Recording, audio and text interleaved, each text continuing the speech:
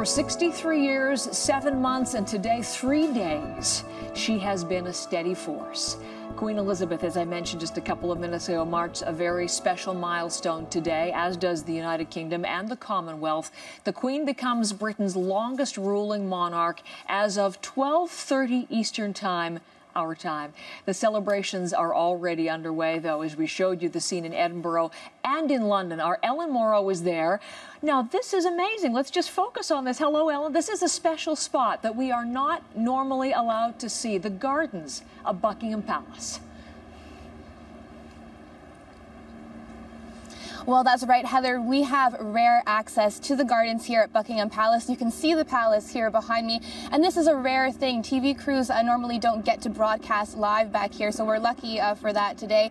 And as you mentioned, the Queen is in Scotland this morning, opening a new railway line there. Now, initially, Buckingham Palace said today the Queen wanted today to be very no fuss, to be very low-key, business as usual. And we have to remember, it's a bittersweet day for the Queen. Yes, she has this historic achievement, but today also marks the death of her father, who died so young at just 56 years old. So a bittersweet day, but there has been a lot of public desire here to celebrate today, to celebrate her historic achievement. So we see her in Scotland. We're hoping she will make a speech there, fingers crossed for that. And here in London, there will also be celebrations. We're expecting to see, we will see a river pageant on the River Thames later on this morning, and that will look very similar to, Heather, to what we saw back in 2012 when the Queen celebrated her Diamond Jubilee, 60 years on the throne. Today, of course, 63 years, 7 months, and as you say, 3 days.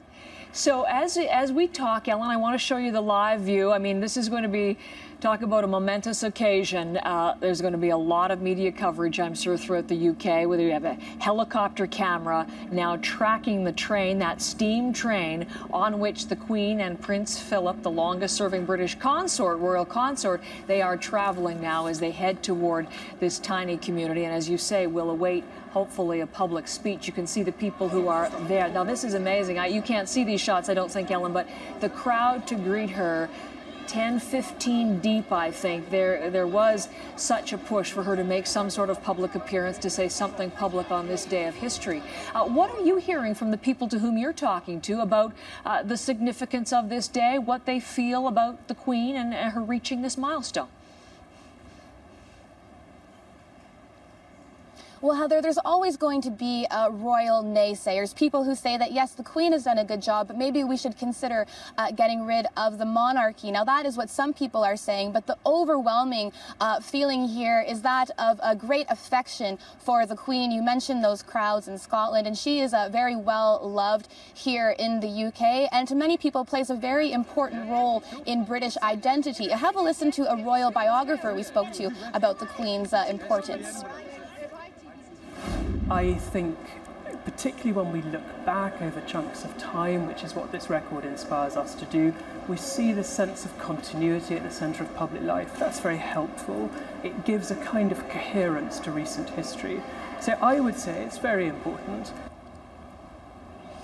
So you heard Matthew Dennison there mention large chunks of history. If we look back to when the Queen became Queen back in 1952, Britain and the world, they were very different places, and she's presided over a period of great change, and throughout it, she's remained relatively the same general style, the same hairdo, and people say that continuity has been a great key to her success.